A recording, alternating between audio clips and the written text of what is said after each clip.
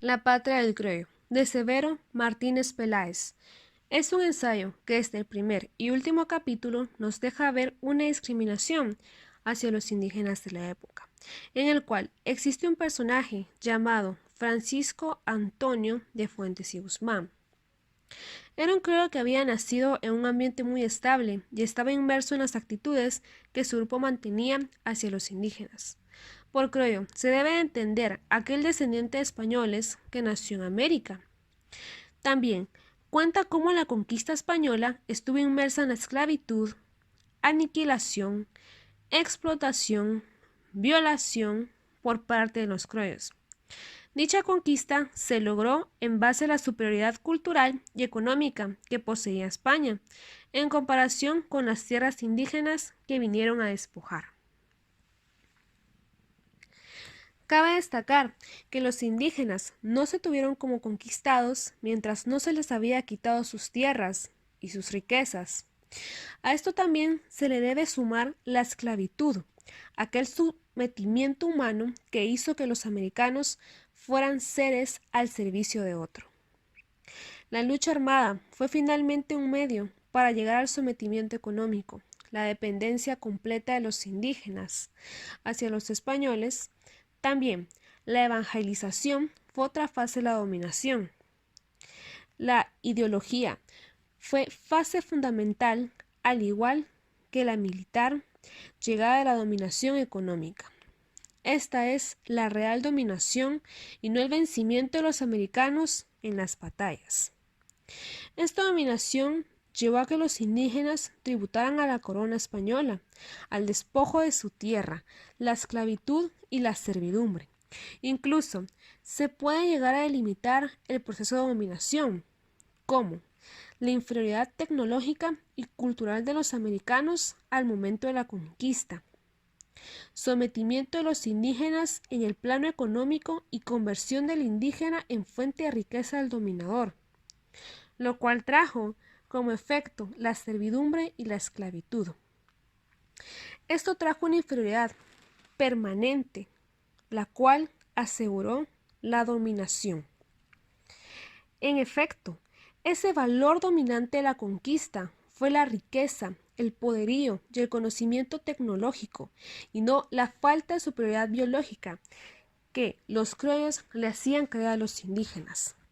Los criollos no contaban con el gobierno de las provincias sometidas, tampoco tenían todas las fuentes económicas, ni el control completo de los americanos. Se compartían el poder económico con la corona.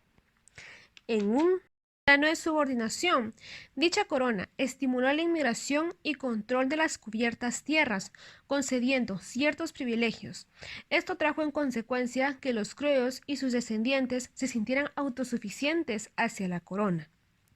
A medida que las tierras se volvían productivas en virtud del trabajo y la esclavitud de los indígenas, se cree que la culminación de todo lo anterior fue la independencia, pero aún después persistió un enfrentamiento entre funcionarios reales y los criollos.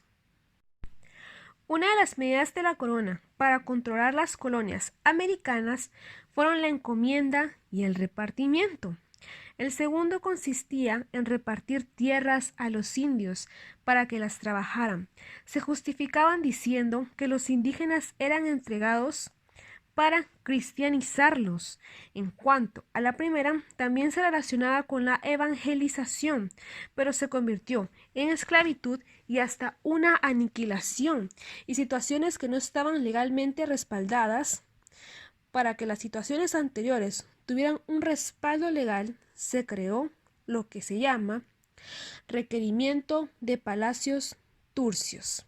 Aparentemente, para todos aquellos que se resistían, tal documento se les leía a los indígenas para que sea sometido al soberano español, y se daban algunos días para poder meditarlo, cuando en realidad fue una trampa legal que encubría violaciones, maltrato e incluso la ruina, es decir, una base legal para provocar el rechazo y justificar la guerra, esclavitud y el despojo.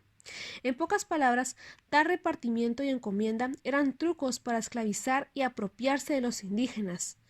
Un sinónimo, una justificación de la esclavitud. En efecto, se reconoce que las capas y clases sociales empezaron en la época colonial y han perdurado usando la cultura como un elemento dominador y no como un regalo para los aborígenes.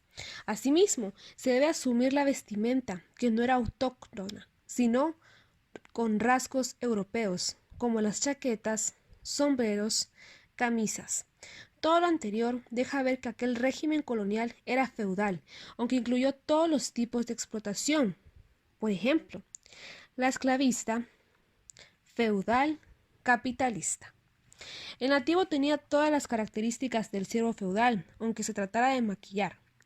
Cabe resaltar que los inmigrantes españoles eran personas explotadas por la burguesía de su país. No vinieron nobles a poblar América, sino personas desplazadas, pobres y también desempleadas. De tal manera que el indio fue transformado en indio servil y esclavo. Esto hace que formen parte del semi y proletariado, con mentalidad del siervo colonial. Fue así como la explotación colonial no solo formó la mente del indígena, sino también la del explotador, de tal modo que la explicación de la cultura indígena se hace a partir del entendimiento de todo lo que la conquista le quitó y le obligó a asumir. Un ejemplo, lo que el indio ha retenido como suyo es el lenguaje, el cual aún lo conserva, y que los mismos frailes doctrineros no le quitaron, al contrario, lo estudiaron. Las lenguas indígenas les fueron permitidas bajo ese contexto, lo que convirtió a los nativos en políglotas, pero a la vez ayudó a los conquistadores, pues no favorecía el desplazamiento de los indios de un pueblo a otro, dado que cada grupo tenía diferente idioma. A la vez, la conservación de las lenguas fue una evidencia de resistencia del indio en la época colonial.